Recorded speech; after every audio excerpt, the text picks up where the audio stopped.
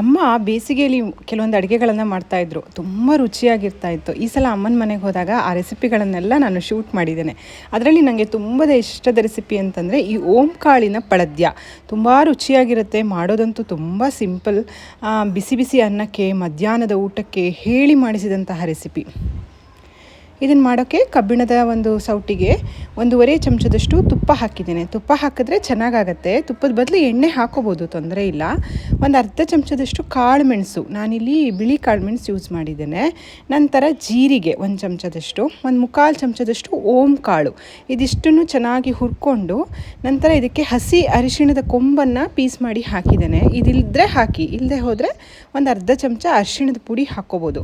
ಇದಿಷ್ಟನ್ನು ತುಪ್ಪದಲ್ಲಿ ಚೆನ್ನಾಗಿ ಫ್ರೈ ಮಾಡ್ಕೊಂಡು ನಂತರ ಒಂದು ಮಿಕ್ಸರ್ ಜಾರಿಗೆ 1 ಕಪ್ಪಿನಷ್ಟು ತಾಜಾ ತೆಂಗಿನಕಾಯಿ ತುರಿಯನ್ನು ಸೇರಿಸ್ತಾ ಇದ್ದೀನಿ.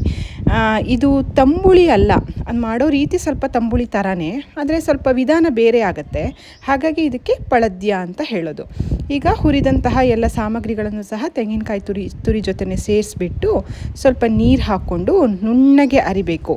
ಈ ಪದಾರ್ಥ ನೀವು ಮಧ್ಯಾಹ್ನ ಮಾಡಿದ್ರೆ ಮಧ್ಯಾಹ್ನನೇ ಖಾಲಿ ಮಾಡಿಬಿಡ್ಬೇಕು. ರಾತ್ರಿಗೆ ಇಟ್ಟರೆ ಬೇಸಿಗೆ ಅಲ್ವಾ, ಹುಳಿ ಆಗಿಬಿಡುತ್ತೆ, ಅಷ್ಟು ಚೆನ್ನಾಗಾಗಲ್ಲ. ಬಿಸಿ ಬಿಸಿ ಅನ್ನಕ್ಕೆ ಇದು ರುಚಿಯಾಗಿ ಇರುತ್ತೆ.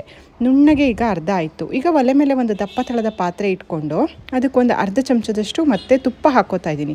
ಒಂದು ಗಮ್ಮತ್ತಿನ ಒಗ್ಗರಣೆ ಮಾಡ್ಕೊಳ್ಳುವ. ತುಪ್ಪ ಬಿಸಿ ಆದಮೇಲೆ ಇದಕ್ಕೊಂದು ಅರ್ಧ ಚಮಚದಷ್ಟು ಮತ್ತು ಜೀರಿಗೆ, ಮತ್ತು ಇದಕ್ಕೆ ಒಣಮೆಣಸು, ಕರಿಬೇವು ಅದು ಯಾವುದು ಬೇಕಾಗಲ್ಲ, ಜಸ್ಟ್ ಜೀರಿಗೆ ಒಗ್ಗರಣೆ ಅಷ್ಟೇ.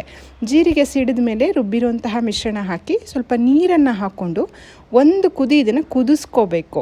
ಈಗ ಇದಕ್ಕೆ ರುಚಿಗೆ ತಕ್ಕಷ್ಟು ಉಪ್ಪನ್ನು ಹಾಕ್ತಾ ಇದ್ದೇನೆ. ಒಂದು ಸ್ವಲ್ಪ ಇದಕ್ಕೆ ಬೆಲ್ಲ ಸಹ ಹಾಕಬೇಕು. ಸ್ವಲ್ಪ ಸಿಹಿ ಇದ್ದರೆ ರುಚಿಯಾಗಿರುತ್ತೆ. ಸಿಹಿ ನಮಗೆ ಬೇಡವೇ ಬೇಡ, ಇಷ್ಟ ಆಗಲ್ಲ ಅಂತಂದರೆ ಸ್ಕಿಪ್ ಮಾಡ್ಬೋದು.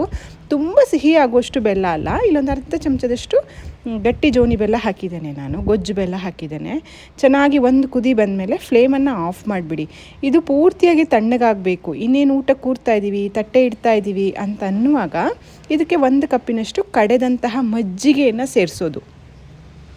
ತುಂಬ ಹುಳಿ ಮಜ್ಜಿಗೆ ಎಲ್ಲ ಬೇಡ, ಸ್ವಲ್ಪ ಸಿಹಿ ತಾಜಾ ಮಜ್ಜಿಗೆಯನ್ನು ಸೇರಿಸ್ಬಿಟ್ಟು ಮಿಕ್ಸ್ ಮಾಡಿ. ಈ ಟೈಮ್ನಲ್ಲಿ ಉಪ್ಪು ಬೇಕಿದ್ದರೆ ಅಡ್ಜಸ್ಟ್ ಮಾಡ್ಕೊಳ್ಳಿ.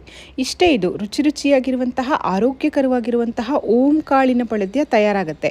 ನಾನು ಆಗಲೇ ಹೇಳಿದ ಹಾಗೆ ಇದು ರುಚಿ ಒಂದೇ ಅಲ್ಲ, ಆರೋಗ್ಯಕ್ಕೂ ಸಹ ತುಂಬಾ ಒಳ್ಳೆಯದು. ನಾನು ಬಿಸಿ ಬಿಸಿ ಅನ್ನದೊಟ್ಟಿಗೆ ಸರ್ವ್ ಮಾಡ್ಕೋತಾ ಇದ್ದೀನಿ. ವಿಡಿಯೋ ಇಷ್ಟ ಆದರೆ ದಯವಿಟ್ಟು ಲೈಕ್ ಮಾಡಿ, ಶೇರ್ ಮಾಡಿ, ಕಮೆಂಟ್ ಮಾಡಿ. ಮತ್ತೊಂದು ಅಡುಗೆಯೊಂದಿಗೆ ಮತ್ತೆ